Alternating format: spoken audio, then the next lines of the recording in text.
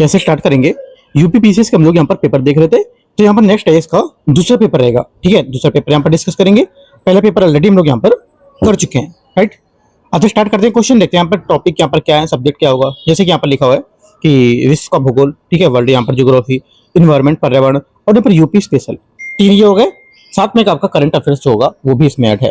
ठीक है, current affair जितने भी पेपर होते हैं उसमें करंट अफेयर्स के कुछ कुछ क्वेश्चन यहाँ पर होते हैं सब में, राइट। तो स्टार्ट करते हैं, क्वेश्चन 1 से देखते हैं, और 75-76 क्वेश्चन तक हम लोग यहाँ पर पार्ट 1 तक कवर करेंगे। ठीक है, और एक बात, पार्ट 1 करने के बाद ये सब जितने टॉपिक आएंगे सब टॉपिक आपको यहाँ पर रीड करने डीप में जाके। ठीक है, और एक बात यहाँ पर, जो कि आप अभी आंसर राइटिंग कर रहे हो, आंसर राइटिंग अगर नहीं कर रहे हो तो करना है, क्योंकि प्रीलिम्स यूपी पीसीएस के बाद मेंस का इतना टाइम नहीं देगा कि आप यहाँ पर चीजों को सुधार पाओ और 3 घंटे में 20 क्वेश्चन लिख पाओ। ठीक है, तो मेंस के क्वेश्चन कंटिन्यू यहाँ पर करते रहो। बाकी मैं 3 क्लास करा भी चुका हूँ, उसको भी देख कर सकते हो, सीख सकते हो काफी अच्छे तरीके से, मैंने बताया आपको, है ना। आते स्टार्ट करते हैं, क्वेश्चन 1 नंबर से करते हैं। यहाँ से पहला क्वेश्चन है, इसमें बोल रहा है कि भारत सरकार द्वारा प्रारंभ किया गया राष्ट्रीय वायु गुणवत्ता सूचकांक AQI, जो एयर क्वालिटी इंडेक्स होता है, कई प्रदूषकों की निगरानी करता है। निम्नलिखित में से कौन सा प्रदूषक AQI के अंतर्गत शामिल नहीं है? कौन सा शामिल नहीं है? आंसर हो जाएगा यहाँ से पहले का करेक्ट आंसर यहाँ से सी, कार्बन डाइऑक्साइड यहाँ पर शामिल नहीं होता है। ठीक है, आंसर क्या होगा? आंसर यहाँ से सी करेक्ट है। क्वेश्चन नंबर 2 में आते हैं।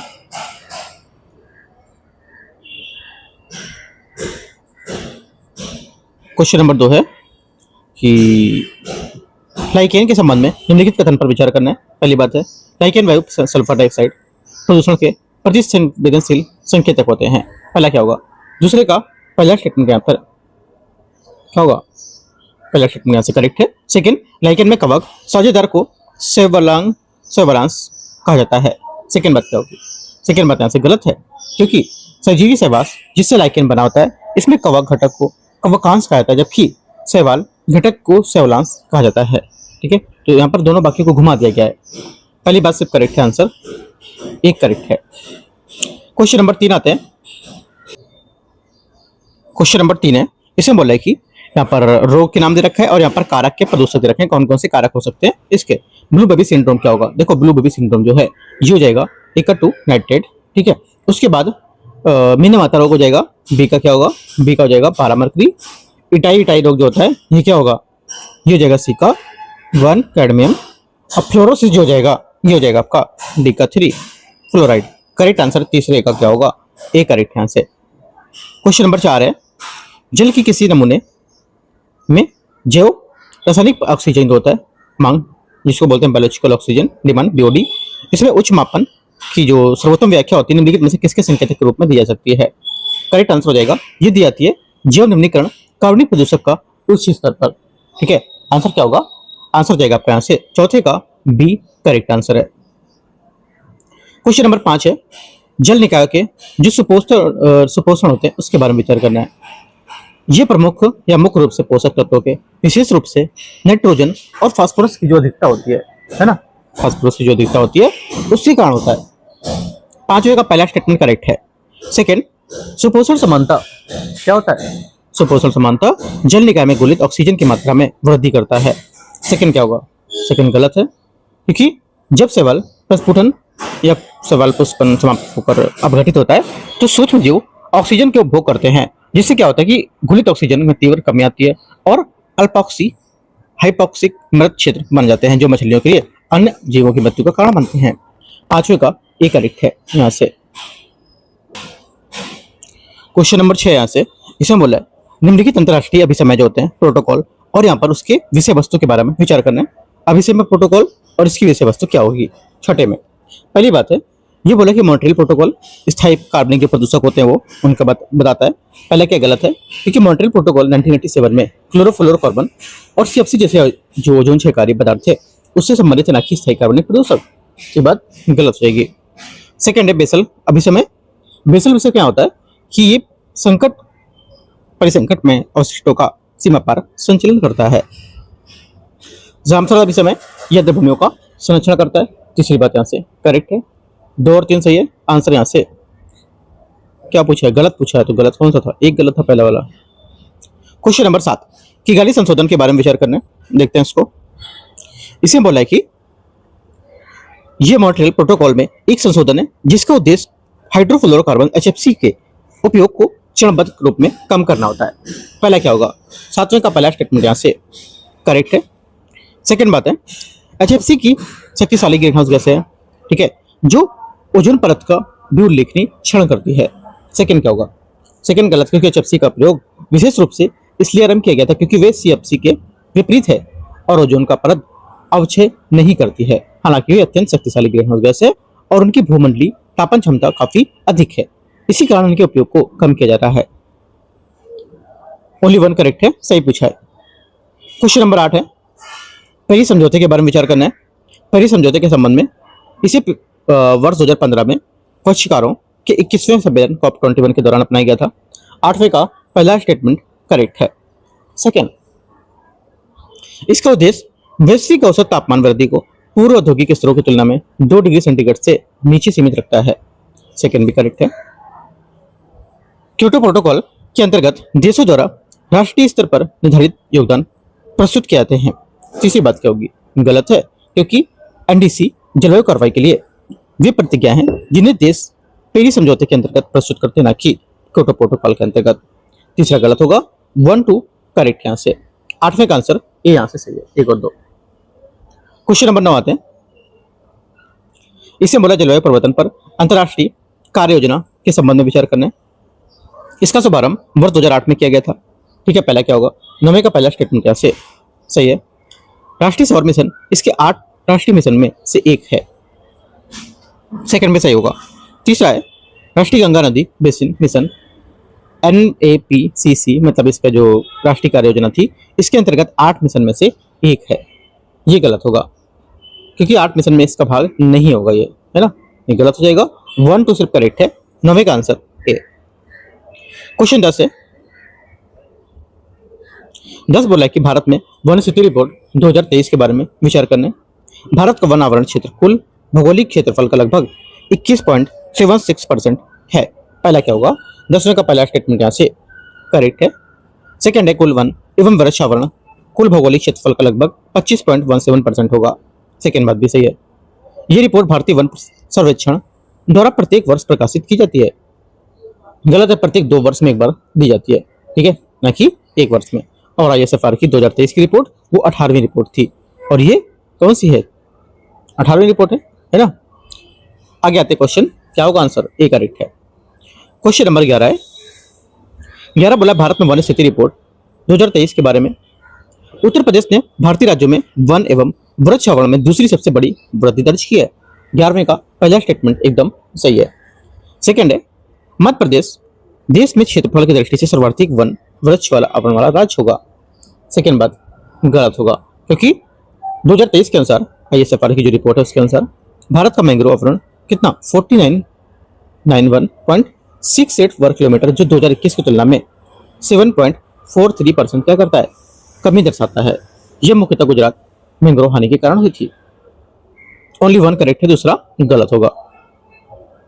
क्वेश्चन 12 है। भारत में मैंग्रोव के संबंध में विचार करना है। मिष्टी योजना की घोषणा केंद्रीय बजट के तटीय क्षेत्र में मैंग्रोव वृक्षारोपण के लिए की गई थी। 12वें का पहला स्टेटमेंट यहाँ से सही है। ISFR 2023 के अनुसार भारत का मैंग्रोव आवरण वर्ष 2021 में किए गए आकलन की तुलना में काफी बढ़ा है। सेकंड गलत होगा क्योंकि ISFR 2023 के अनुसार भारत का मैंग्रोव आवरण 4991.68 भी मैंने बताया आपको 21 की तुलना में क्या हुआ है, ये कम हुआ था। तो ओनली 1 करेक्ट है, 12वें का आंसर 1 सही होगा। क्वेश्चन 13 है। सूची 1 सूची 2 को मैच करते हैं मैंग्रोव स्थल और इसके कौन कौन से राज्य से सम्मिलित।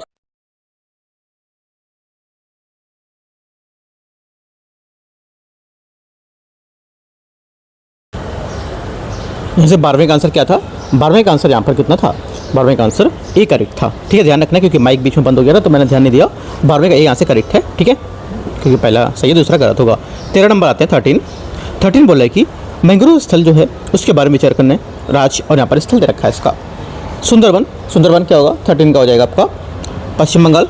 भितरकनिका उड़ीसा, हाँ करेक्ट है भी।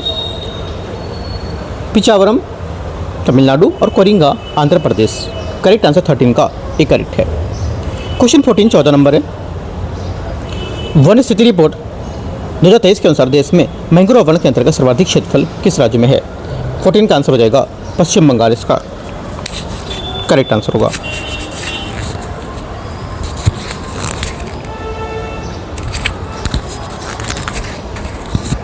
आगे आते हैं क्वेश्चन।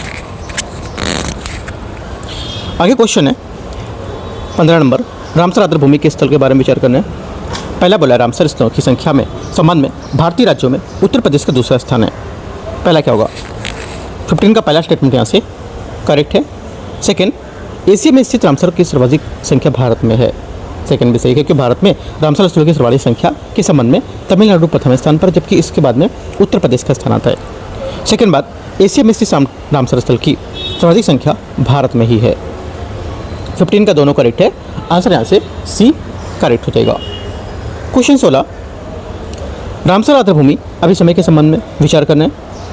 इस अभिसमय पर वर्ष 1971 में ईरान के रामसर शहर पर हस्ताक्षर किए गए थे। 16 का पहला स्टेटमेंट क्या है? करेक्ट है। विश्व आर्द्रभूमि दिवस पर प्रत्येक वर्ष 2 फरवरी को मनाया जाता है। सेकंड भी सही है। मॉन्ट्रेक्स रिकॉर्ड उन आर्द्रभूमि की सूची है जिन्होंने अपना रामसर स्थल का दर्जा खो दिया है। तीसरी बात क्या होगी? तीसरी बात गलत है क्योंकि मॉन्ट्रेक्स रिकॉर्ड उन रामसर स्थलों में से रजिस्टर है जिनकी परिस्थिति विशेषता मानवीय हस्तक्षेप के कारण बदल चुकी है या बदल रही है या भविष्य में बदलने की संभावना रखती है। इसका अर्थ यह नहीं कि यहाँ पर उस स्थान से अपना रामसर स्थल खो देगा। राइट, तो ये बात गलत हो जाएगी। आंसर 1 2 करेक्ट है। क्वेश्चन 17 नंबर आते हैं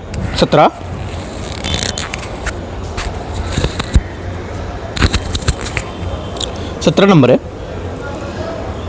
सूची को सूची 2 को मैच करना है। पहला बोला है उत्तर प्रदेश का रामसर स्थल और इसके जनपद कौन कौन से हैं। ठीक है, देखते हैं 17 में। पहली बात है संडे पश्चिम वर्ण, ये मैंने आपको बताया था, कभी टेस्ट कराया था कल परसों में कोई, उसमें बताया था मैंने आपको। इसलिए कहता हूँ कि टॉपिक जो है उसको डीप रीड करते चलो, तो आगे क्वेश्चन आएंगे रिपीट अगर होंगे तो आप इनको सॉल्व कर पाओगे अच्छे से, है ना। तो यहाँ पर ये अर्धो हो गया। सूर सरोवर क्या होगा? सूर सरोवर आपका हो जाएगा B का 2 आगरा, राइट। अगला पर्वतीय अर्गा गोंडा और डी समान पश्चिम हरण मैनपुरी। करेक्ट आंसर 17 का ये करेक्ट है। क्वेश्चन 18 है जैव विविधता हॉट स्पॉट जो है उसके संबंध में विचार करना है। भारत में 4 जैव विविधता हॉट स्पॉट है। पहली बात 18 का क्या होगी? ये करेक्ट है। पश्चिमी घाट भारत में स्थित जैव विविधता हॉट स्पॉट में से एक है। सेकेंड बात यहाँ से क्या होगी? 18 का ये भी करेक्ट है। इंडो बर्मा हॉट स्पॉट में उत्तर भारत के पूर्वी भागों में एक हिस्सा शामिल है। तीनों बातें करेक्ट है। 18 का आंसर 1 2 3 डी। क्वेश्चन 19 किसी क्षेत्र को जैव विविधता हॉटस्पॉट के रूप में योग्य ठहराने हेतु मानदंड के बारे में विचार करना है। उसमें स्थानिक संवहनीय पौधों की कम से कम 1500 प्रजातियाँ होनी चाहिए। 19 का पहला स्टेटमेंट यहाँ से करेक्ट है, सही है, ठीक है। सेकेंड बात है उसने अपनी मूल प्राकृतिक वनस्पति का कम से कम 70% हिस्सा खो दिया हो, या 70% भाग खो दिया हो। सेकेंड बात करेक्ट हो जाएगी। दोनों बातें सही है, आंसर सी। क्वेश्चन 20 आते हैं 20 नंबर। IUCN की संकटग्रस्त प्रजातियों की लाल सूची जो रेड लिस्ट उसके बारे में विचार करने कौन सी ऐसी श्रेणी है जिसके लिए विलुप्ति सर्वाधिक जोखिम को दर्शाता है और अभी भी प्राकृतिक आवास में जंगल में पाई जाती है। 20 का आंसर हो जाएगा गंभीर संकटापन, इसका सही आंसर होगा। सुभेद संकटापन और गंभीर संकटापन है ना, ये इनकी बढ़ती हुई जो श्रेणियां हैं खतरे में उनकी बताती हैं। और जंगल से जो विलुप्त ऐसी प्रजातियां को दर्शाता है जो केवल बंदी स्थिति है ना, ये कैपिटिविटी जो है या उसके संवर्धन में कल्टीवेशन में जीवित हैं और अब प्राकृतिक आवास में नहीं पाई जाती हैं, इसलिए ये मानदंड के लिए योग्य नहीं होगा। तो याद रखना आंसर सी करेक्ट है। क्वेश्चन 21 है 21 सिटीज़ जो हैं साइट्स के बारे में विचार करना है। ये एक अंतर्राष्ट्रीय समझौता है जो राष्ट्रीय सीमा पर जो वन जीव है उसके पौधों पर व्यापार को विनियमित करता है। 21 फर्स्ट स्टेटमेंट करेक्ट है। सेकंड, ये अपने पक्षकारों पर विधिक रूप से बाध्यकारी है किंतु स्वयं राष्ट्रीय कानूनों पर स्थान नहीं लेता है।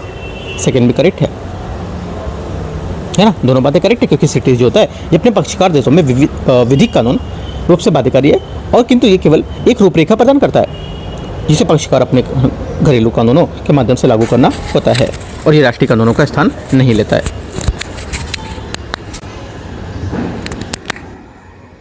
आगे आते हैं क्वेश्चन नंबर 22 22 नंबर है। 22 नंबर है, जैव विविधता विषय में सीबीडी के बारे में विचार करना है। पहली बात है, सीबीडी को 1992 के रियो पृथ्वी सम्मेलन में हस्ताक्षर हेतु प्रस्तुत किया गया था।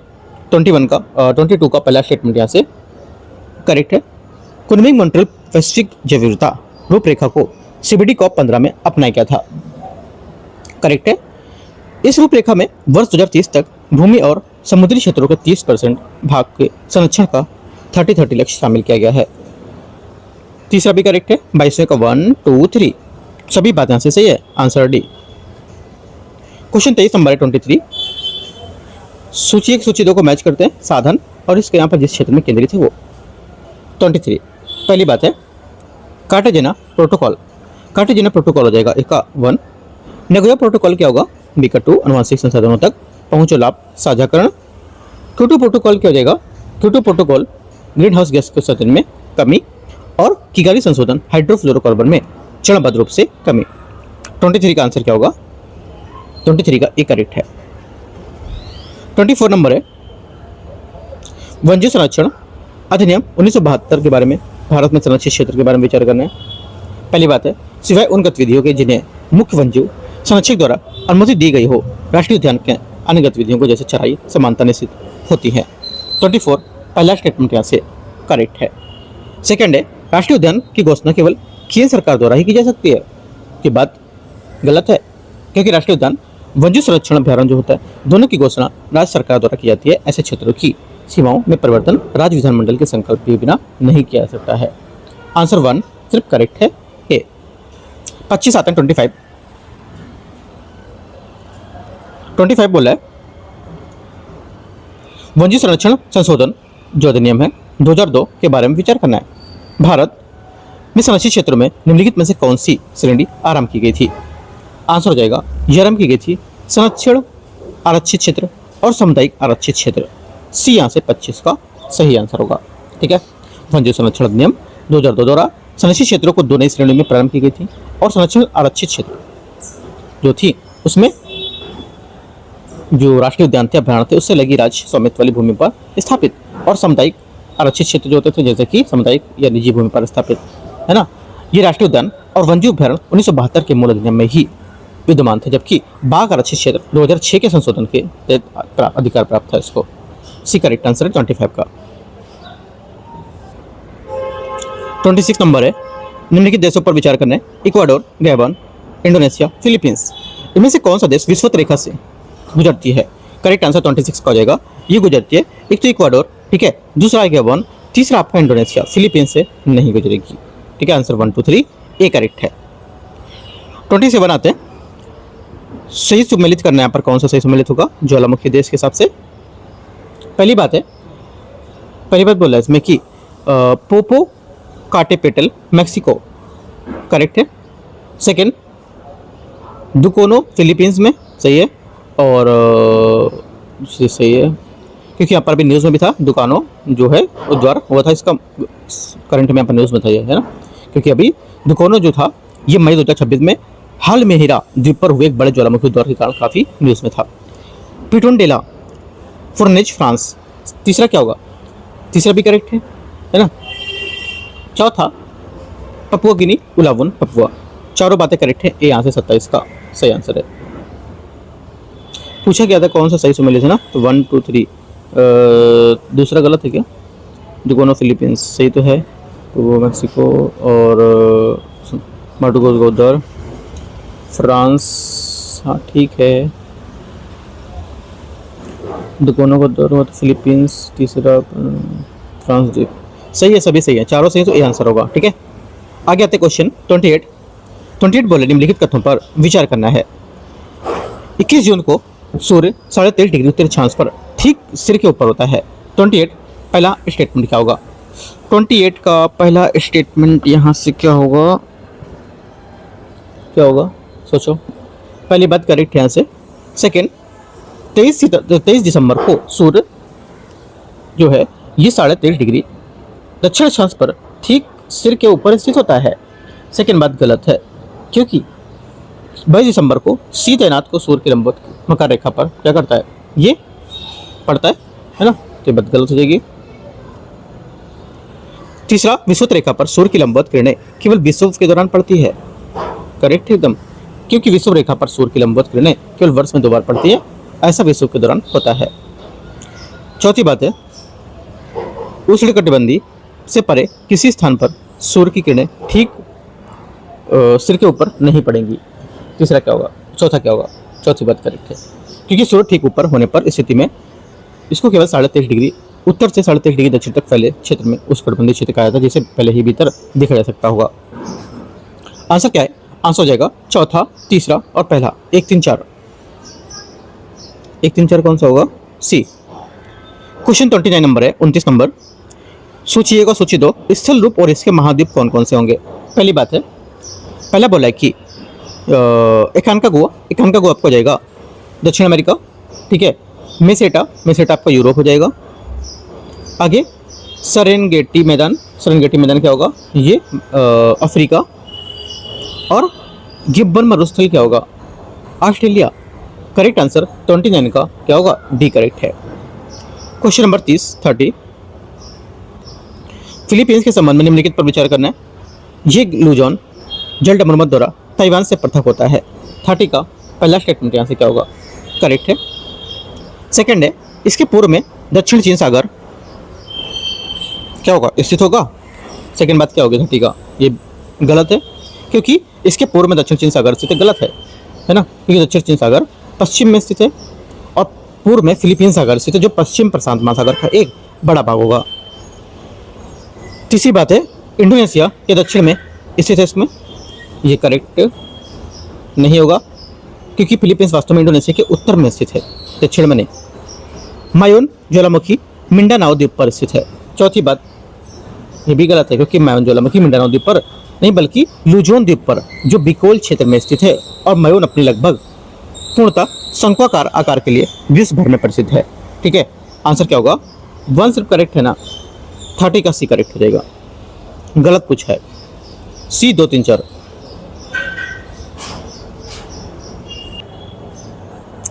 31 नंबर है, इसमें बोले अभिकथन है कारणार 21 मार्च से 21 जून के बीच की अवधि उत्तरी गोलार्ध के दिन रातों की अपेक्षा अधिक लंबी होती है।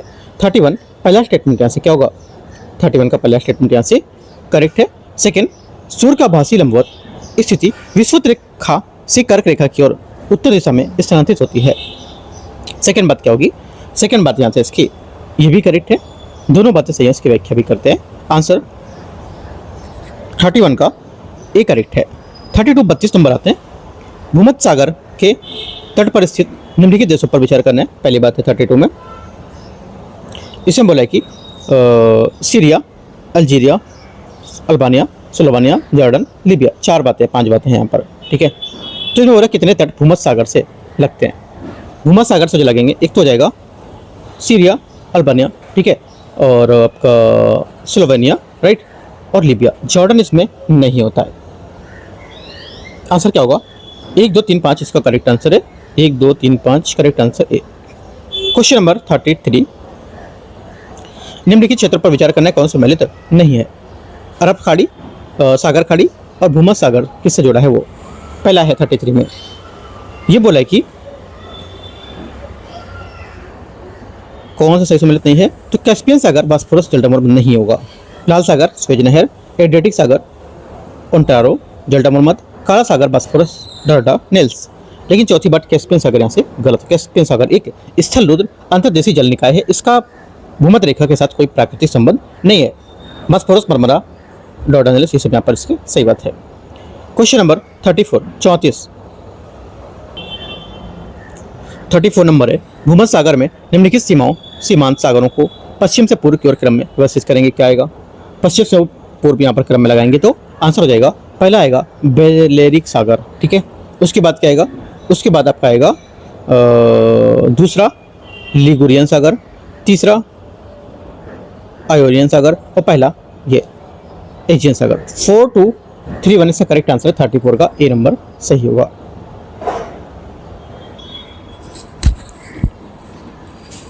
थर्टी 35 नंबर है, इसमें बोल रहा है डोवर जलडमरुमत के बारे में विचार करने, ठीक है। देखते हैं इसको। डोवर जलडमरुमत इंग्लैंड को फ्रांस से पृथक करता है। पहला क्या होगा, 35 का पहला स्टेटमेंट यहाँ से ये करेक्ट है, ठीक है।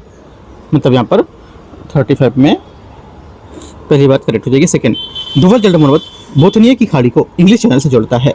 ये बात गलत है, क्योंकि डोवर जलमर्मत उत्तरी सागर को न कि बोथनिया की खाड़ी को इंग्लिश चैनल से जोड़ेगा। ठीक है, बोथनिया की खाड़ी स्वीडन और फिनलैंड के बीच उत्तर पूर्व में स्थित है तथा बाल्टिक सागर प्रणाली का भाग है और इसका डोवर जलमर्मत से कोई संबंध नहीं है। आंसर क्या होगा? करेक्ट आंसर 35 का बी करेक्ट है। 36 नंबर है, प्रोजेक्ट टाइगर के संबंध में विचार करने देखते हैं। प्रोजेक्ट टाइगर का शुभारंभ वर्ष 1973 में किया गया था। 36 का पहला क्या होगा? 36 का पहला स्टेटमेंट जो आंसर रहेगा करेक्ट है। सेकंड बोला इसका प्रशासनिक या प्रशासन राष्ट्रीय बाघ संरक्षण प्राधिकरण द्वारा किया जाता है। करेक्ट है। तीसरा, राष्ट्रीय बाघ संरक्षण प्राधिकरण का गठन पर्यावरण संरक्षण अधिनियम 1986 के अंतर्गत किया गया था। ये बात गलत हो जाएगी। 1 2 सिर्फ करेक्ट है, आंसर है। 37 नंबर आते हैं।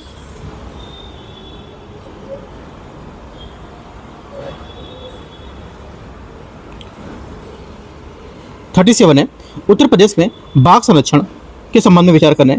रानीपुर बाघ आरक्षण क्षेत्र उत्तर प्रदेश का चौथा बाघ आरक्षित क्षेत्र होगा। पहली बात यहाँ से करेक्ट है। सेकंड है दुधवा टाइगर रिजर्व। दुधवा जो है उत्तर प्रदेश के एकमात्र ऐसा स्थान है जहाँ बाघ और एक सींग वाले गेंडे प्राकृतिक अवस्था में पाए जाते हैं। सेकंड बात क्या होगी? सेकंड बात भी करेक्ट है। दोनों बातें 37 में करेक्ट होंगी। आंसर 1 और 2 सी। 38 नंबर, अखिल भारतीय बाघ आकलन 2022 से 23 में जारी जो रिपोर्ट थी इसकी, उसके अनुसार भारत की बाघों की अनुमानित संख्या लगभग कितनी थी? ये थी 3682। कितनी थी? 3682 थी। और भारत में विश्व के लगभग 70% जंगली बाघ यहीं पाए जाते हैं। मध्य प्रदेश में बाघों की आबादी सर्वाधिक दर्ज की गई है। 39 नंबर है, भारत में चीता के संबंध में विचार करना है। देखते हैं इसको। 2022 में मध्य प्रदेश को कूनो राष्ट्रीय उद्यान चीतों का पुनर्वास किया गया था। 39 पहला स्टेटमेंट यहाँ से क्या होगा? करेक्ट है। 1952 में भारत में चीते का आधिकारिक रूप से विलुप्त घोषित कर दिया गया था। सेकेंड बात क्या होगी? 39 का सेकेंड, ये भी करेक्ट है। आंसर क्या होगा? सी करेक्ट हो जाएगा। क्वेश्चन 40 है, इंटरनेशनल बिग कैट जो अलायंस है उसके बारे में विचार करना है। इसका शुभारंभ भारत द्वारा 2023 में प्रोजेक्ट टाइगर की 50वीं वर्षगांठ के अवसर पर किया गया था। 40 का पहला स्टेटमेंट करेक्ट है। सेकंड, इसका मुख्यालय भारत के नई दिल्ली में स्थित है। सेकंड बात करेक्ट है। तीसरा, इसका उद्देश्य बड़ी बिल्ली की 5 प्रजातियों का संरक्षण करना होगा। तीसरा गलत है, क्योंकि यहाँ पर सिर्फ 5 नहीं बल्कि 7 बड़ी बिल्लियों की प्रजाति को शामिल किया गया है। ठीक है, 1 2 यहाँ पर करेक्ट होगा, तीसरा गलत है। 41 नंबर है, 41 नंबर क्वेश्चन, लीडमैन के द्वारा 10% का नियम के अनुसार एक पोषी स्तर अगले पोषी स्तर उच्च के अंतरित होने की वाली ऊर्जा को लगभग कितना % होती है? आंसर हो जाएगा 41 में। ये होती है लगभग 10%। कितना होती है? 10%। लैंडमैन ने प्रतिपादित किया था कि 10% का नियम के अनुसार किसी एक पोषी स्तर पर संचित ऊर्जा का केवल 10% ही भाग अगले उच्च पोषी स्तर तक पहुंचता है, जो लगभग शेष 90% मुख्य ऊर्जा शोषण अनुपस्थिति जो क्रिया होती है उसको तरह नष्ट कर देता है। ठीक है, ऊर्जा की यह तीव्र हानि ही खाद्य श्रृंखला में पोषी स्तरों की संख्या को सीमित करता है। 42 नंबर है 42, खाद्य श्रृंखलाओं के संबंध में विचार करना है। चराई खाद्य श्रृंखला में उत्पादक हरे पौधे होते हैं। पहला करेक्ट है। सेकंड, खाद्य श्रृंखला में पोषी स्तरों की संख्या सामान्यतः 4 या 5 तक सीमित होती है। सेकंड क्या होगा? ये भी करेक्ट है। दोनों बातें सही है। आंसर 1 और 2 सी 42 का करेक्ट आंसर है। 43 नंबर है, पारिस्थितिक पिरामिड के संबंध में विचार करना है। ऊर्जा का पिरामिड सदैव सीधा होता है। 43 का पहला स्टेटमेंट करेक्ट है। एकल बड़े वृक्ष वाले परतंत्र की संख्या का पिरामिड उल्टा होता है। सेकंड भी सही है। तीसरा, महासागर में जो भार का पिरामिड सदैव सीधा होता है।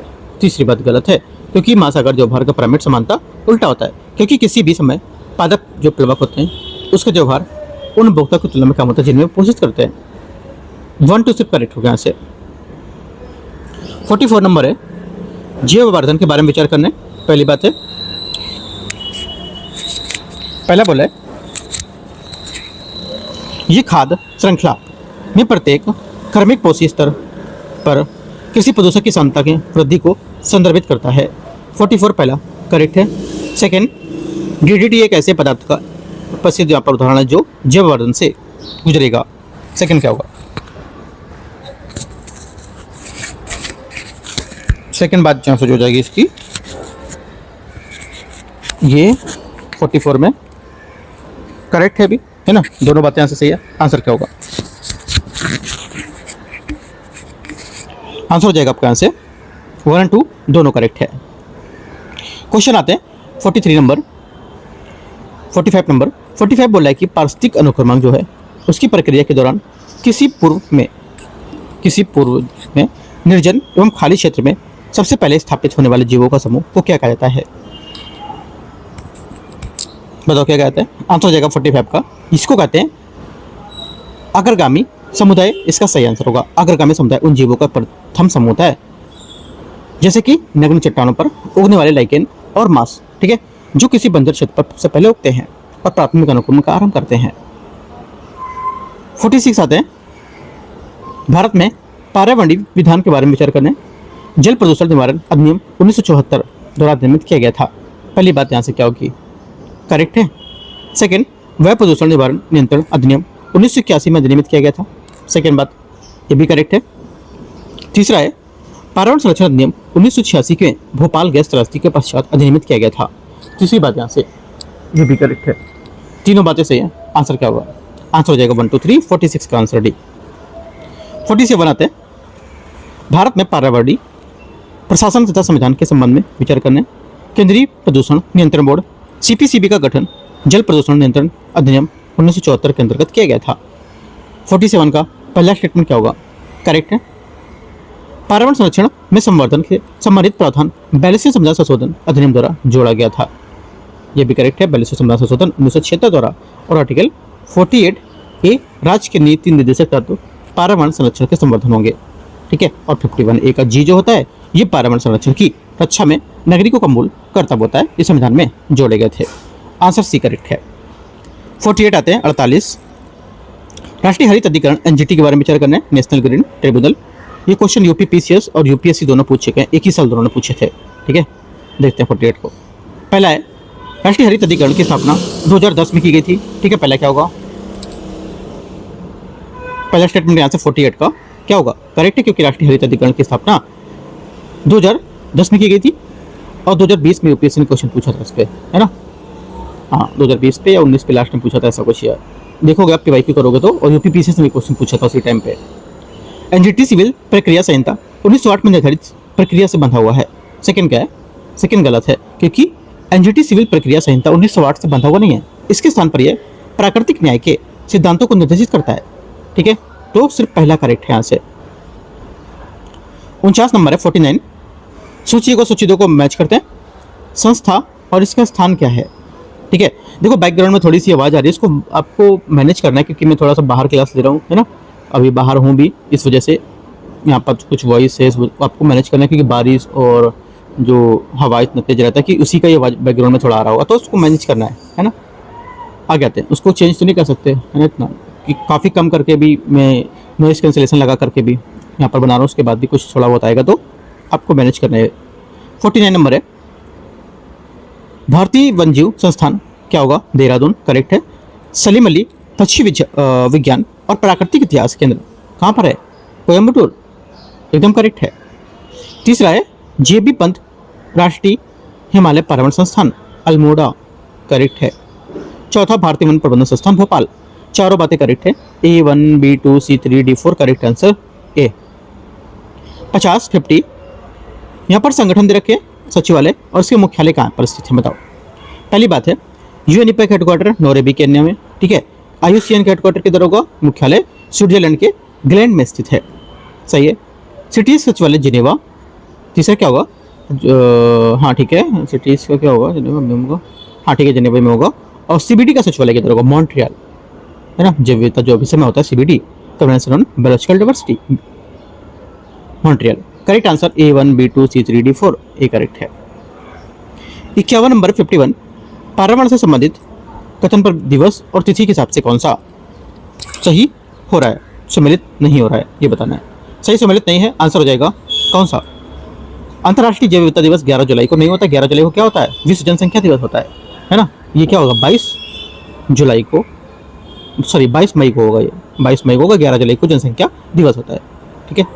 आगे आते क्वेश्चन नंबर 52 52, पर्यावरण संरक्षण अधिनियम 1986 भारत की संसद द्वारा मानव पर्यावरण पर संयुक्त राष्ट्र सम्मेलन 1972 को निर्णय लागू करने के लिए अधिनियमित किया गया था। ये संविधान के किस अनुच्छेद के तहत अधिनियमित किया गया था? आंसर हो जाएगा 253 253 इसका सही आंसर होगा 52 का। ठीक है, 53 नंबर है, भारत में हरित अर्थव्यवस्था के संबंध में हाल ही पहल के बारे में विचार करना है। ग्रीन क्रेडिट कार्यक्रम को पर्यावरण संरक्षण अधिनियम 1986 के अंतर्गत सूचित किया गया था। 53 का पहला सही है। भारत में कार्बन क्रेडिट व्यापार योजना का प्रशासन ऊर्जा दक्षता ब्यूरो द्वारा किया जाता है। सेकेंड बात भी करेक्ट है, दोनों बातें सही है। आंसर 1 और 2 सी करेक्ट आंसर है। 54 है, ग्रीन हाउस गैस उत्सर्जन को कम करने के लिए बाजार आधारित तंत्र के रूप में कार्बन क्रेडिट की अवधारणा निम्नलिखित में से किससे उत्पन्न हुई थी? आंसर हो जाएगा ये उत्पन्न हुई थी क्योटो प्रोटोकॉल बी, यहाँ से सही आंसर होगा। ठीक है, क्वेश्चन 55 आते हैं 55। अंतर्राष्ट्रीय सौर गठबंधन के संबंध में विचार करना है। पहली बात है, इसका संयुक्त रूप से शुभारंभ भारत और फ्रांस द्वारा 2015 में किया गया था। 55 का पहला स्टेटमेंट सही है। सेकेंड, इसका मुख्यालय भारत में स्थित है। सेकेंड बात ये भी करेक्ट है ना, क्योंकि जो ISA है इसका हेडक्वार्टर जो ऊर्जा संस्थान परिसर ग्वाल पहाड़ी गुरुग्राम हरियाणा में स्थित है। ये पहला अंतर्राष्ट्रीय अंतर सरकारी संगठन है जिसका मुख्यालय भारत में होगा, है ना। दोनों बातें करेक्ट है, आंसर सी। 56 नंबर है, उत्पादन की तिथि और उसकी विधि के अनुसार भारत में उसके आधार पर किस प्रकार हाइड्रोजन में सबसे स्वच्छ ईंधन मानते हैं? आंसर हो जाएगा 56 का करेक्ट आंसर।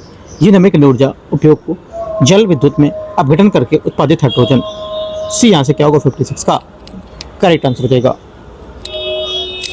57 नंबर आता है 57। भारत में इलेक्ट्रॉनिक अपशिष्ट के बारे में विचार करना, ई वेस्ट के बारे में। प्रस्तावित उत्पादक उत्तरदायित्व EPR के सिद्धांत के अंतर्गत उत्पादकों को उनके उत्पाद के जीवन चक्र की समाप्ति के बाद उनके पर्यावरण अनुकूलन प्रबंधन के लिए उत्तरदायी बनाया जाता है। पहली बात क्या होगी? करेक्ट है। सेकेंड, भारत में ई अपशिष्ट प्रबंधन नियम का प्रशासन भारी उद्योग मंत्रालय द्वारा किया जाता है। सेकेंड बात यहाँ से गलत है, क्योंकि ये अपशिष्ट प्रबंधन जो है नियम पर्यावरण और वन जलवायु परिवर्तन मंत्रालय के अंतर्गत बनाए गए प्रशासनिक किए जाते हैं, जबकि इनकी कार्यान्वयन की निगरानी CPCB करता है। इसका उद्योग भारत मंत्रालय जो है वो नहीं करेगा। 1 सिर्फ करेक्ट है। 58 नंबर है 58। इसमें बोला कि भारत में प्लास्टिक अपशिष्ट के बारे में विचार करना है। भारत ने 1 जुलाई 2022 में चिन्हित एकल उपयोग वाली प्लास्टिक की वस्तुओं के निर्माण की बिक्री और उपयोग प्रतिबंध लगा दिया है।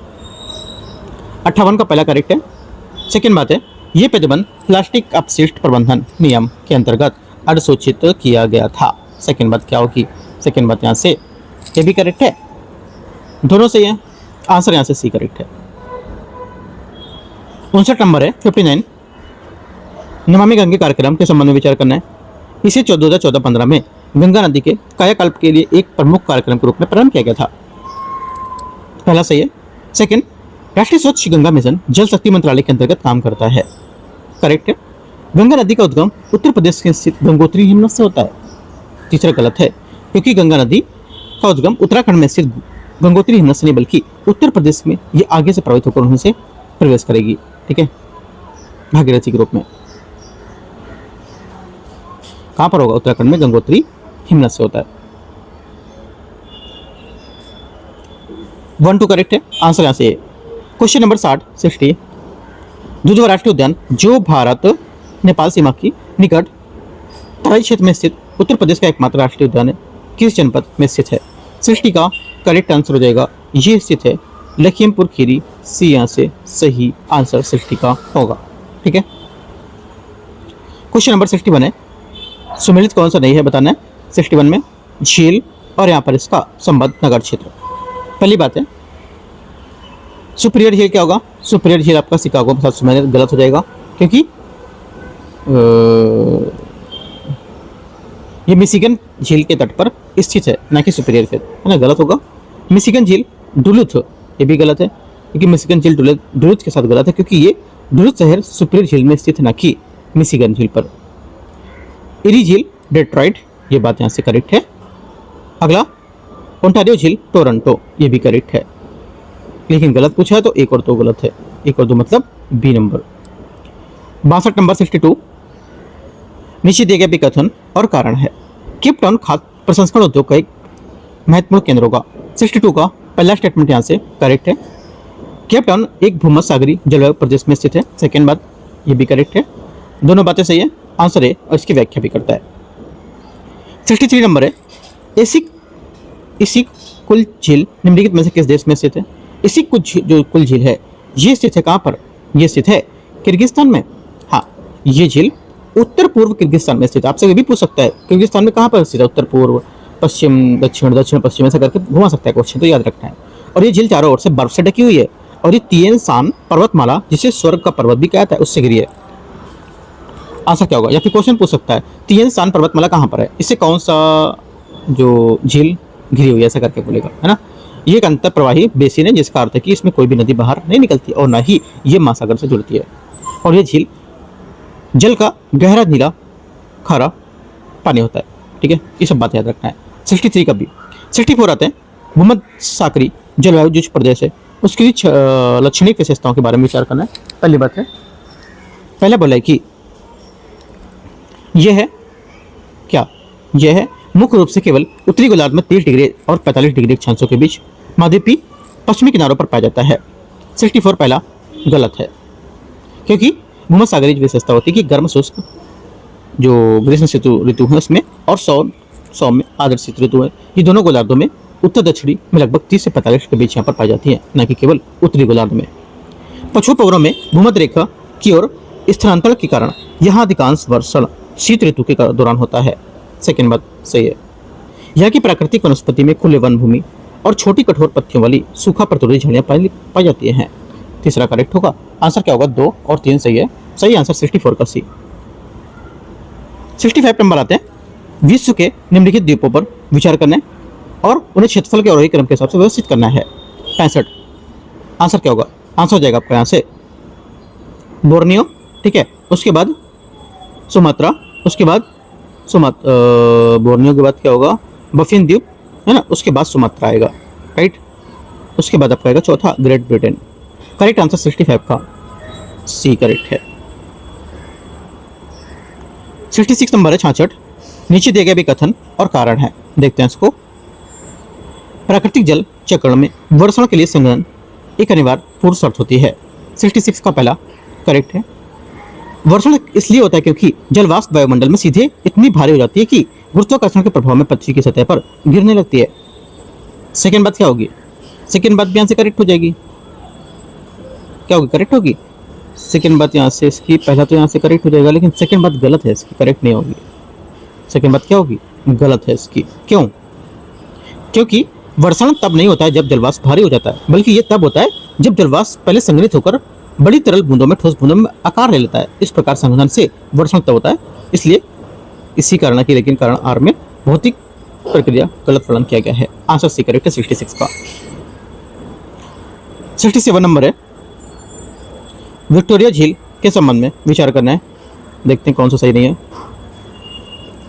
आंसर हो जाएगा 67 का करेक्ट आंसर सही नहीं है, जो ये हो जाएगा कौन सा?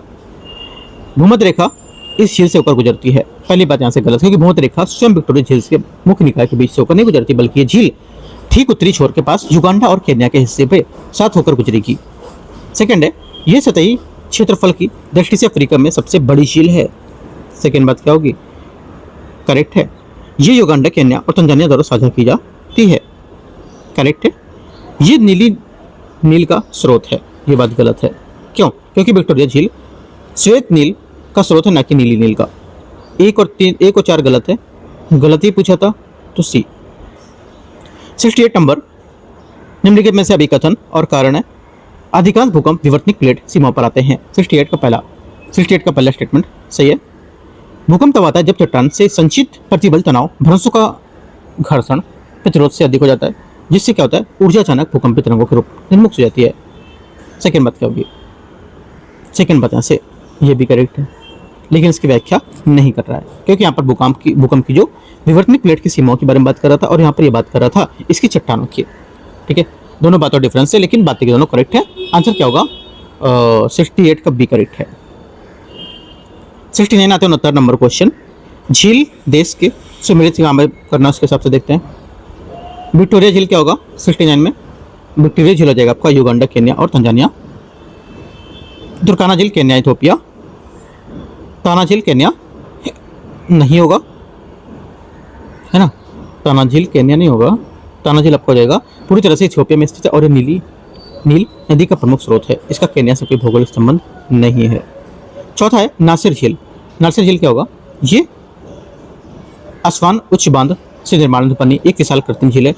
जो जलाशय, इस झील का अधिकांश भाग मिस्र में है। आंसर 1, 2 और 4 सी है। 1, 2, 4 सी। क्वेश्चन 70 है। सूची को सूची 2 को मैच करेंगे, देखते हैं। पहली बात, ऑस्ट्रेलिया राज्य क्षेत्र और इसकी राजधानी कौन सी होगी, कैपिटल? पहला है क्वींसलैंड। क्वींसलैंड यहाँ पर हो जाएगी ब्रिस्बेन, जहाँ पर ज़्यादातर मैच होते हैं, है ना। पश्चिमी ऑस्ट्रेलिया में पर्थ में भी बहुत सारे मैच होते हैं, ठीक है। विक्टोरिया मेलबर्न में भी यहाँ पर काफ़ी मैच होंगे, राइट। तस्मानिया होबार्ट, ये नहीं सुना होगा नाम, है ना, कम सुना होगा। तो आंसर क्या होगा? 70 का ए करेक्ट है यहाँ से। 71 नंबर है। उत्तरी अमेरिका में निम्नलिखित में से महान झील जो हैं उसके लेक्स के हिसाब से यहाँ पर उन्हें पूर्व से पश्चिम की ओर व्यवस्थित करना है। पूर्व से पश्चिम की ओर व्यवस्थित करेंगे, आंसर हो जाएगा 71 का करेक्ट आंसर यहाँ से। ये करेक्ट है। एक तो ओंटारियो झील, ठीक है, उसके बाद इरी झील, ह्यूरन झील, मिशिगन झील, सुपीरियर झील। Correct answer 4, 5, 2, 3, 1। 71 का ए करेक्ट है। 72 है। निम्नलिखित में से कौन से देश जो हैं ये लिथियम त्रिकोण, लिथियम ट्रायंगल जो होता है उसके हिस्सा नहीं होंगे? आंसर हो जाएगा 72 का करेक्ट आंसर यहाँ से। ये एक तो ब्राज़ील और दूसरा आपका पेरू, 2 और 4 इसमें नहीं होंगे, बी। बाकी अर्जेंटीना और चिली इसमें शामिल हैं, है ना। अर्जेंटीना, चिली और क्या एक होगा, बोलीविया। करेक्ट आंसर 72 का बी करेक्ट है। 73 है। अफ्रीका महाद्वीप के विभिन्न झीलों के संबंध में विचार करना। विक्टोरिया झील सतही क्षेत्रफल का दृष्टि से विश्व की दूसरी सबसे बड़ी मीठे पानी की झील है। पहला क्या होगा? 73 फर्स्ट स्टेटमेंट यहाँ से करेक्ट। सेकंड, तुर्काना झील पूर्वी अफ्रीका की भ्रंश घाटी के भीतर स्थित है। ताना झील से नीली नील नदी का उद्गम होता है। तीसरी बात क्या होगी? करेक्ट है, बताया था मैंने आपको। नासिर झील पूरी तरह से मिस्र के भीतर है, मैंने आपको बताया था कि ये नासिर झील है, ये पूरी तरह से मिस्र के भीतर नहीं है, बल्कि ये मानव निर्मित झील है। अधिकांश हिस्सा मिस्र में, लेकिन इसका दक्षिणी विस्तार सूडान देश तक फैला हुआ है। 1, 2, 3 करेक्ट है। आंसर यहाँ से ए बात इसकी सही है, 73 की। 74 है। निम्नलिखित में से भौगोलिक क्षेत्र और घास के यहाँ पर मैदान के बारे में देखते हैं। पंपास, पंपास क्या होगा? ये हो जाएगा आपके यहाँ से पंपास अर्जेंटीना और उरुग्वे। कैम्पोस ब्राजील के सवाना जैसे घास के मैदान। आगे लानोस, लानोस आपको हो जाएगा अरिनोको बेसिन उष्णकटिबंधीय घास के मैदान। और सेल्वास अमेजन बेसिन का भूमध्यसागरीय वर्षावन। करेक्ट आंसर 74 का हो जाएगा आपका क्या? 74 का आपका हो जाएगा ए का 2, बी का 4, सी का 3, डी का 1। हाँ, डी यहाँ से करेक्ट आंसर है। 75 आते हैं। 75 बोला निम्नलिखित में से कौन सा अनुक्रम भौगोलिक रूप से हार्न ऑफ अफ्रीका के देशों से दक्षिण से उत्तर की ओर के रूप में दर्शाता है? आंसर हो जाएगा 75 का correct answer C, Somalia, Ethiopia, Djibouti और इरिट्रिया। करेक्ट आंसर है सोमालिया। इसे हार्न ऑफ अफ्रीका या दक्षिण ऑफ शोर में स्थित मानते हैं। और इथियोपिया एक स्थल आबद्ध जो लैंडलॉर्ड देश के रूप में सोमालिया के उत्तर पश्चिम के आंतरिक भाग में। जिबूती, जिबूती क्या होगा? ये इथियोपिया के उत्तर में बाब अल मंडेब जल मरुमत के पास स्थित है। और इरिट्रिया इस क्षेत्र का सबसे उत्तरी भाग है जो लाल सागर के तट पर फैला हुआ है। 75 का सी करेक्ट है इस टाइप से। हम लोग यहाँ पर 75 भी क्वेश्चन करेंगे, आगे करेंगे 76 से 150 तक हम लोग कल करेंगे पार्ट 2 में, राइट, टेस्ट नंबर 2 का। और जितने टॉपिक यहाँ पर हैं सभी टॉपिक को जाकर डीप में मैप के अकॉर्डिंग पढ़ो। मैप अगर है क्वेश्चन मैप का है तो मैप रखो, है ना, एटलस रखो। और यहाँ पर जैसे कि इन्वायरमेंट का क्वेश्चन आ रहा है तो उसको डीप में जाकर करंट सेट करके पढ़ो। तो ये सारी चीज़ें आपको यहाँ से करना है, ठीक है। एक एक टॉपिक को जाकर डीप में पढ़ो और अच्छा से आपका सिलेबस खत्म होगा। साथ में आंसर राइटिंग मेंस का जरूर करते रहो। मैं करा चुका हूँ 3 क्लास, वो भी देख सकते हो। नई लिंक है तो बताओ मुझे, मैं आपको लिंक शेयर कर दूंगा। कि क्वेश्चन मैं आपको टेलीग्राम पर रोज दूंगा, वो भी आपको करना है, ठीक है। आज से स्टार्ट करूंगा, वो भी पहले भी दिया लेकिन ब्रेक लिया था थोड़ा। अब यहाँ से फिर से स्टार्ट करेंगे। एक एक क्वेश्चन आपको डेली में करना है और 4 क्वेश्चन का टेस्ट हम लोग कंटिन्यू करने वाले हैं 1-2 दिन में, ठीक है।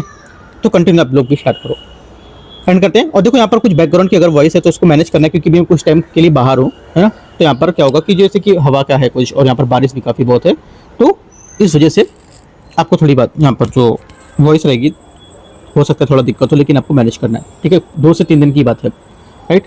एंड करते हैं। All the best, thank you.